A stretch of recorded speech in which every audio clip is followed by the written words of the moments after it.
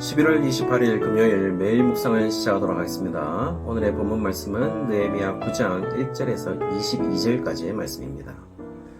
오늘 본문은 매일 성경 토요일 본문입니다. 그래서 느헤미야 9장 전반부를 해볼까 하는데요. 사실 느헤미야의 역사적 전개가 7장까지 끝이 나고 실제적인 내부의 갱신이 시작되는 움직임 속에서 8장은 율법의 선포가 있었다면 9장은 선포된 말씀에 의한 신앙 고백이 나오고 있어요.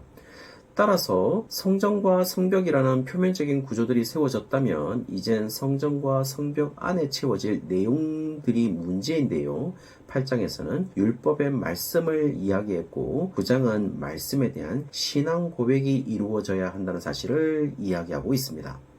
신앙 고백적 차원에서 가장 먼저 이루어지는 일은 바로 1절에서부터 5절까지 죄에 대한 고백이 이루어지고 있음을 이야기하고 있어요.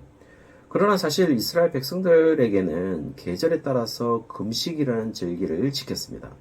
4월 금식은 예레미야 39장 2절에 보시면 시드기야의 제11년 넷째 달 아홉째 날에 성이 함락되니라 예루살렘이 함락됨에 라고 나와 있는 것에 의하면은 예루살렘 성벽이 바벨론군에 의하여 뚫린 것에 대해서 그 날을 금식을 선포한 것으로 보이고 5월 금식은 열왕기하 25장 8절에서부터 9절까지 보시면 바벨론 왕 느부갓네살의 19째 해 5월 7일에 바벨론 왕의 신복 12대장 느부사라단이 예루살렘에 이르러 여호와의 성전과 왕궁을 불사르고 예루살렘의 모든 집을 귀인의 집까지 불살랐으며 라고 말하는 부분을 보면 예루살렘 멸망에 대한 애통의 날로 금식을 선포하게 됩니다.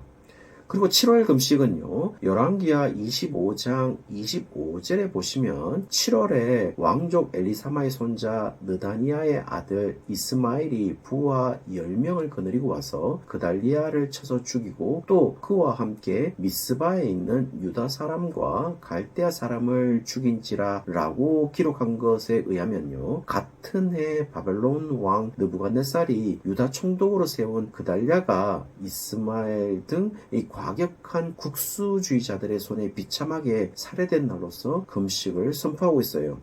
그리고 10월은요, 열왕기하 25장 1절에 보시면 시드기야 제9년 열째 달 10일에 바벨론의 왕 느부갓네살이 그의 모든 군대를 거느리고 예루살렘으로 치러 올라와서 그 성에 대하여 진을 치고 주위에 토성을 쌓음에 라고 말하고 있는 것을 보면 예루살렘 성이 포위되기 시작했던 사실을 기억하고 비통하면서 금식을 선포하게 됩니다.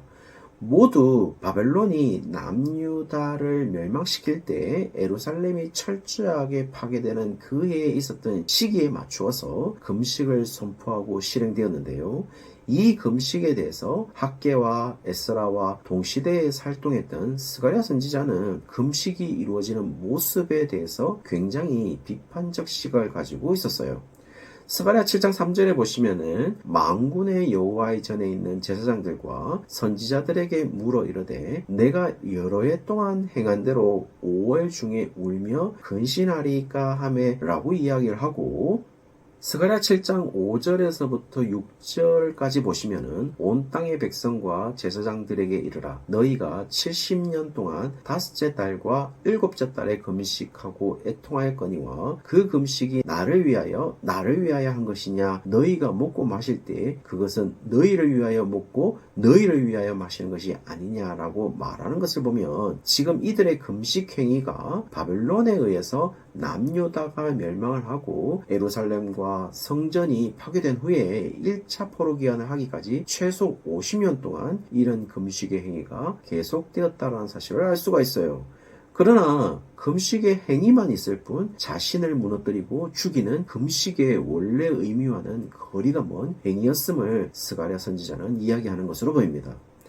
결국 스가랴에서 보이는 금식은 자신들의 속풀이 금식에 지나지 않은 것이지만 오늘 본문에 보여주고 있는 금식은 이미 하나님의 말씀이 선포되고 그 말씀에 비춰진 금식을 하고 있고 3절에 보시면 그것을 매일 3시간 동안 말씀에 비추어서 기도를 한 걸 보면 그 말씀에 비춰진 자신의 모습을 철저하게 부수고 있다라는 것도 알 수가 있는 것이죠. 그런 금식에 이어진 4절에서부터 5절까지 보여주는 기도의 내용은 보통 금식을 하는 이유에서 보여주는 비통함이나 자신의 문제에 대한 내놓음이 아니라 여호와를 찬양하는 모습을 보여주고 있다는 사실은 금식에 이은 기도의 내용이 어떠해야 하는지도 보여주고 있어요. 그리고 기도에서 이어지는 내용인지는 확실치는 않지만은 기도에서 이어지는 내용으로 전통적인 기도의 내용이라기에는 조금은 방대한 이야기를 하는데요. 그것은 이스라엘 역사를 요약하기 시작합니다. 그 순서를 보시면은 6절에는 여호와의 창조를 이야기하고 7절에서부터 8절까지는 아브라함을 선택한 것과 그 언약에 대해서 이야기를 하고 9절부터 12절까지 그리고 15절 그 다음에 19절에서부터 22절까지는 출애굽에 관한 이야기를 하고 13절에서부터 14절까지는 시내산 언약에 관한 이야기를 하면서 지금까지 언급된 9절에서는 사실상 하나님이 자신의 백성을 위해 하신 일을 기록하고 있어요. 그러나 이스라엘 역사를 기록하면서 16절에서부터 18절에 이스라엘의 범죄도 기록하고 있습니다. 16절에 보시면은 조상들이 교만하여 하나님의 명령을 순종하지 아니했다라고 언급하고 있고 사실상 광야에서 보여주는 모습은 그야말로 인간의 불순종의 역사라고 해도 과언은 아니겠죠.